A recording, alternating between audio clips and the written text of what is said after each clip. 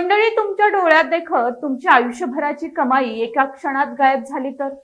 ज्या व्यक्तीवर तुम्ही देवासारखा विश्वास ठेवला, ज्यानं तुम्हाला श्रीमंत होण्याची स्वप्न दाखवली, तो जर तुमच्या कष्टाच्या पैशांवर डल्ला मारून बसला असेल तर काय होईल?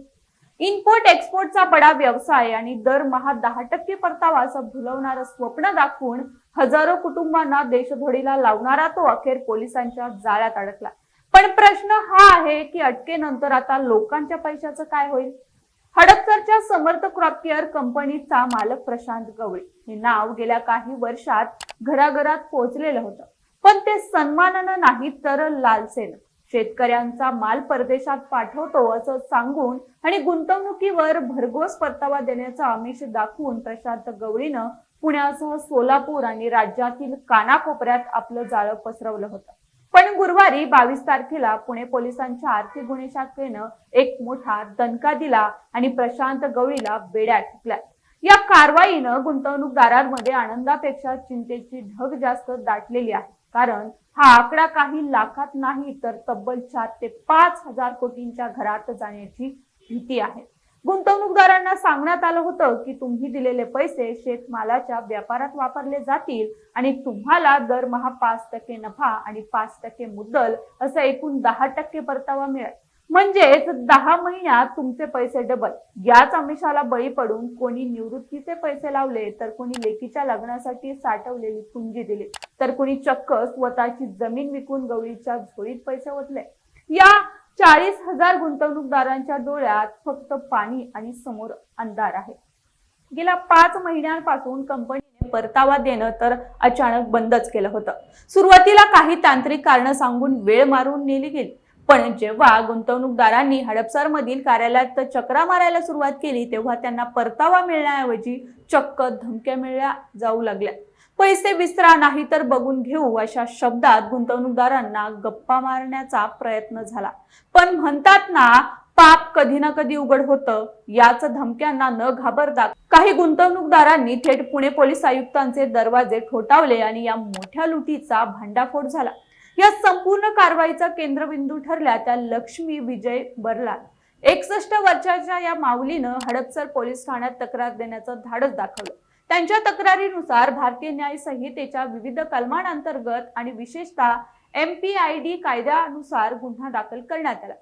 पुणे पोलीस आयुक्त अमितेश कुमार यांच्या आदेशानंतर आर्थिक गुन्हे शाखेनं चक्र फिरवली आणि प्रशांत गवळीला शिताफीने अटक केली.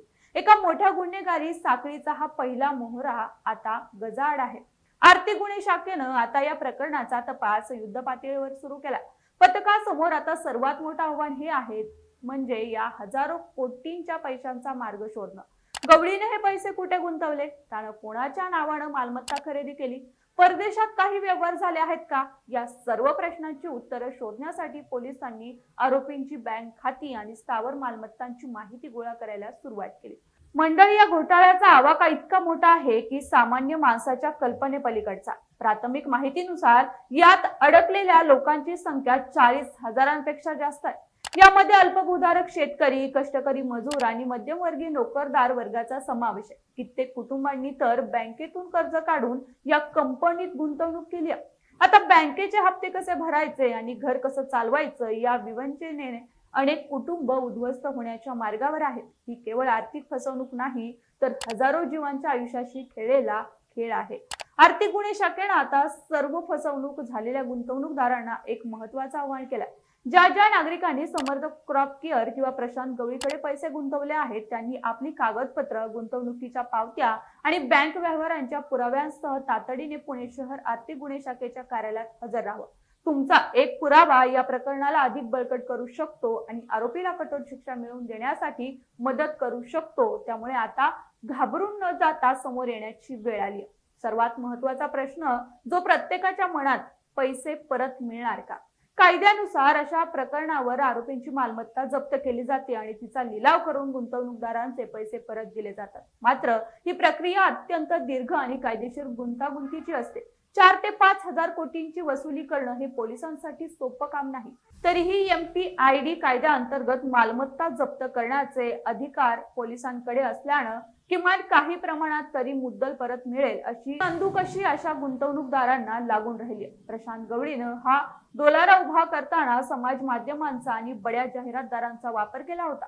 शेतकऱ्यांचा कैवारी अशी प्रतिमा तयार करून त्यानं लोकांचा विश्वास संपादन केला. पण या प्रतिमेच्या मागे एक क्रूर वास्तव दडलं होतं. अनेक जिल्ह्यात त्यानं आपले एजंट नेमले होते, ज्यांना जास्त कमिशन आमिष दाखवून गुंतवणूकदार शोधायला लावले जायचे. हे एजंट आता स्वतःही अडचणीत आले आहेत, कारण गावकरी आता त्यांच्या घरासमोर गर्दी करत आहेत. पुणे पोलिसांच्या या कारवाईचे सर्व स्तरावरून स्वागत होत आहे. अमितेश कुमार यांनी पोलीस आयुक्त पदाची सूत्र हाती घेतल्यापासून गुन्हेगारांवर जो वचक निर्माण केला आहे, त्याचं हे एक जिवंत उदाहरण आहे. पण ही लढाई इथे संपत नाही. केवळ अटक होऊन चालणार नाही, तर या प्रकरणातील प्रत्येक सहकार्याला, ज्यांनी या लुटीत मदत केली, त्यांनाही कायद्याच्या पिंजऱ्यात उभं करणं गरजेचं आहे. तरच पीडित गुंतवणूकदारांना खऱ्या अर्थानं न्याय मिळेल. मंडळी, या घटनेतून आपण काय शिकलो तर 10% परतावा देणारी कोणतीही कायदेशीर संस्था सध्या अस्तित्वात नाही. बँक किंवा सरकारी योजनाही वर्षाला 7 ते 8% व्याज देतात. तिथे महिना 10% म्हणजे वर्षाला 120% व्याज मिळणं हे अशक्य आहे. पण गरिबीतून बाहेर पडण्याची घाई आणि कमी वेळेत श्रीमंत होण्याची ओढ सामान्य माणसाला अशा जाळ्यात अडकवते.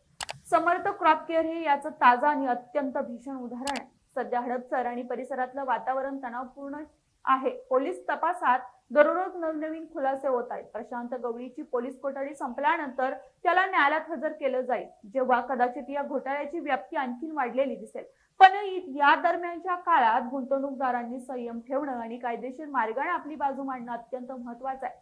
पावलांच्या आहारी जाऊन कोणतंही टोकाचं पाऊल न उचलण्याचं आव्हानही प्रशासनाकडून करण्यात आलंय. या प्रकरणाचा पुढील तपास सहाय्यक पोलीस निरीक्षक अर्चना गायकवाड करतात. त्यांच्या पथकांकडे जप्त केलेले लॅपटॉप, मोबाईल आणि डायऱ्यांमधून अनेक बड्या नावांचे खुलासे होण्याची शक्यता नाकारता येत नाही. हे पैसे नेमके कुठे वळवण्यात आले आणि यामागे आणखीन कोणाचे आशीर्वाद होते का, हे पाहणं आता महत्त्वाचं ठरणार आहे.